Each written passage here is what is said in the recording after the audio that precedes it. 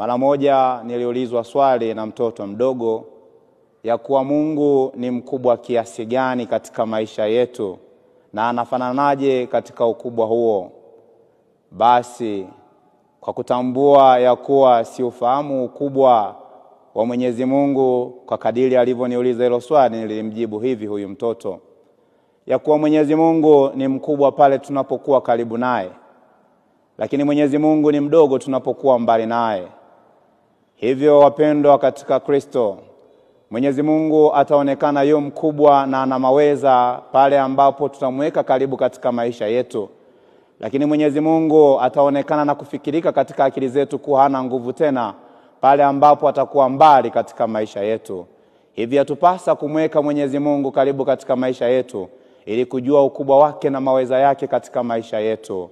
Awabariki na kuwalinda Mungu Mwenyezi, Baba, Mwana